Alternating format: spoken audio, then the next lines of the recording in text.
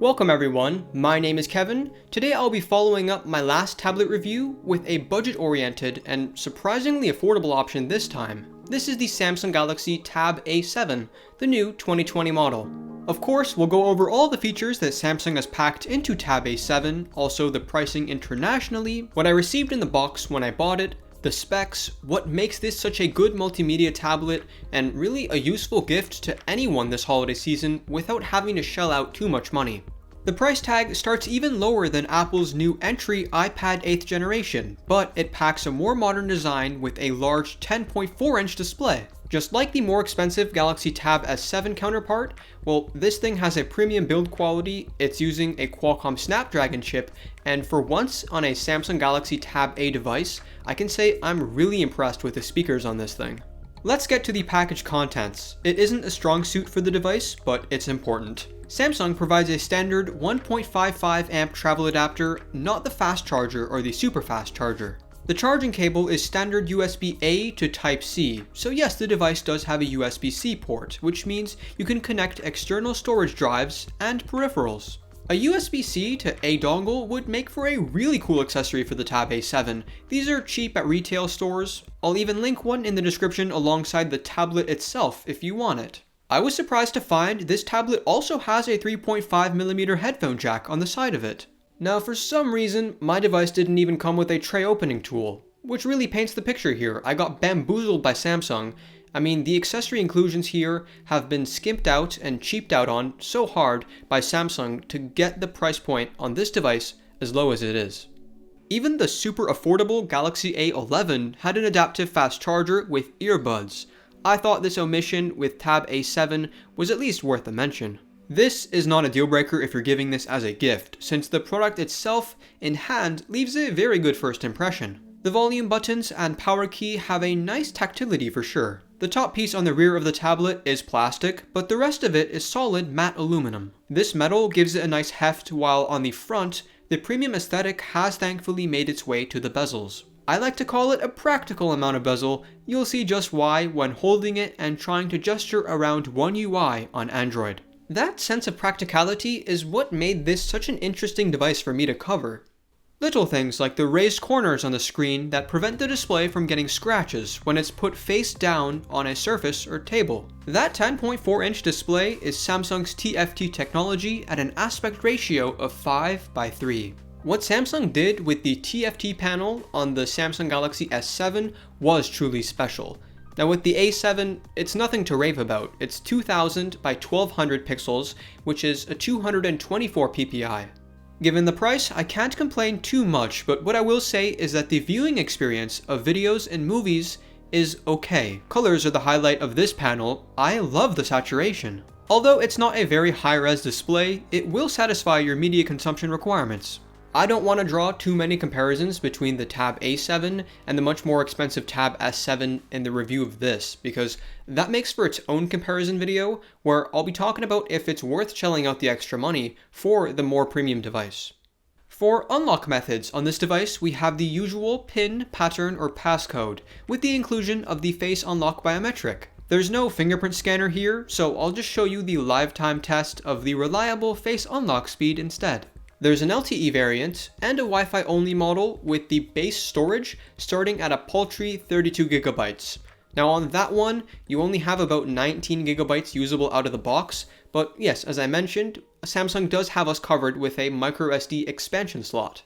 The tray doubles as the LTE variant's SIM slot as well, but when I got this out of the box, I just used the tray tool from a different Galaxy product, and I popped in my 128GB SanDisk card right away out of the box. An important note about the internal storage of the Tab A7 is the memory chip being eMMC 5.1 speeds, not UFS 3. It's not incredibly fast internal storage on the chip, so if you do go for the 32GB model like I did, and plan to upgrade that with a micro SD card down the road, you're not missing out on a whole lot of a speed difference. So the 11nm Qualcomm Snapdragon 662 inside this tablet is paired with the Adreno 610 graphics, and we'll talk about the overall daily performance of how that plays out, what my experiences have been like in the past 2 weeks, but first, let's talk about multitasking. The The RAM on this device is 3GB, again what we would expect for a budget-oriented tablet. Thankfully, with my use, I did not encounter a dire need for more RAM. It's always nice to have a higher tier device, though when it does cover your needs, in my opinion, you should just stick with what works. It's currently running Android 10 and One UI 2.5, and when it does get the Android 11 update, I'm confident its 3GB of RAM isn't going to hinder the performance drastically. The multitasking functionality of the Tab A7 isn't as advanced and intricate as the Tab S series, so with that in mind, it's not as demanding, and for that reason, I would say the vast majority of you out there are going to be content and happy with this specification.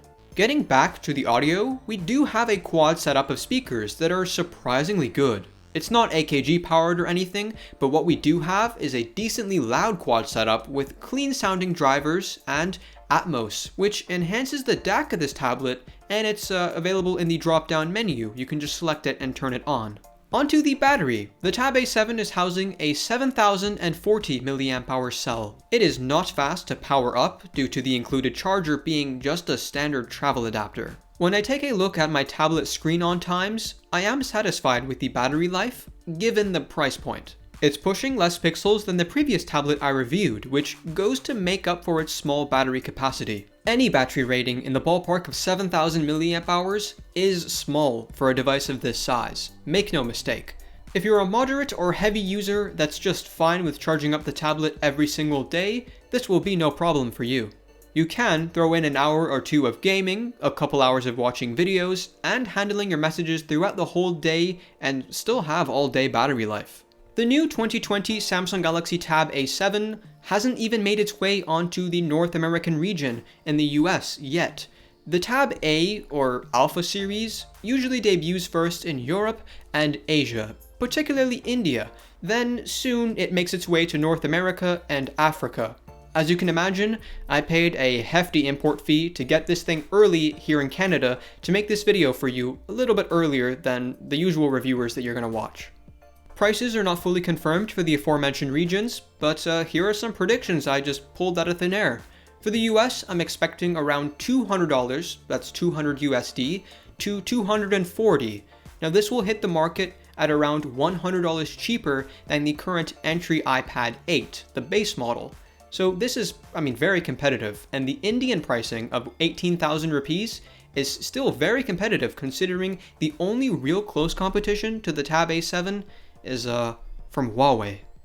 I'm seeing many Tab A7 accessories hit the Nigerian retailer Jumia, so I do expect it to come to Nigeria and it would retail for the ballpark of 94,600 Naira. For Ghana, that's around 1,440 Ghanaian Cedi, 225 euros, and for my UK viewers, that's only 205 quid. Time for the speed and daily performance overview.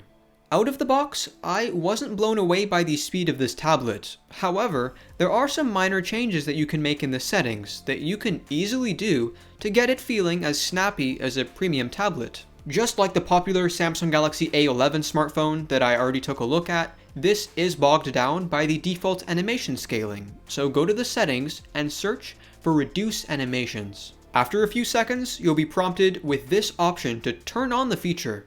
Do that, and from here, you can also change your navigation bar to look more like mine, a little bit more minimal. If you're still not content with the snappiness, you could even turn on developer options and manually scale down the animations to a 0.5 or 0. Most people won't find these changes mandatory in the settings, but for me, coming from a top-end Snapdragon 865 Plus chip, they were mandatory.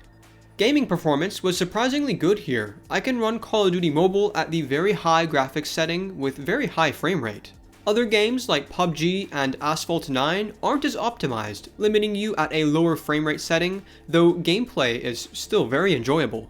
I wish I could say taking photos on the rear 8-megapixel camera was enjoyable too, but it's atrocious. I haven't seen a camera this bad since, I guess a 2015 budget phone. It's seriously so bad that I can only think of one practical use for it, and that's documentation scanning.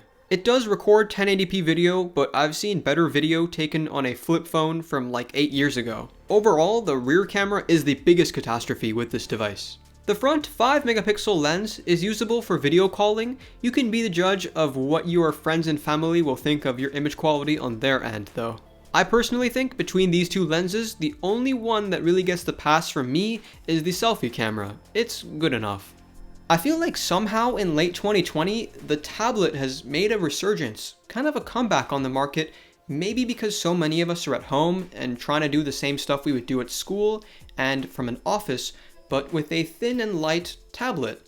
Either way, this resurgence has made this a desirable gift for many of us, and if you know someone, or you yourself are not in dire need of iPad OS, this would make a very good gift in my opinion.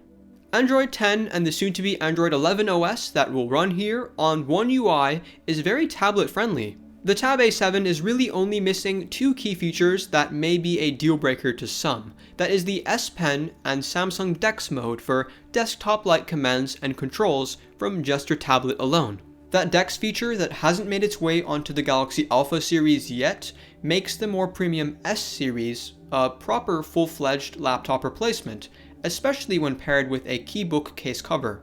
As for the S Pen and the array of features that come with it, Samsung has not enabled the A7 with the same pressure sensing capability as the high-end devices, so S Pen is essentially useless here. Capacitive or regular styluses that you can buy for very cheap do work, so taking notes or drawing would work, but I wouldn't recommend that method for aspiring or professional artists. It's really only good enough in my opinion for taking notes. As you can see, this is not a full-fledged replacement to a laptop, but if your needs don't require DeX or the Samsung S Pen, you could just connect a keyboard, external SSD, and the peripherals I mentioned earlier.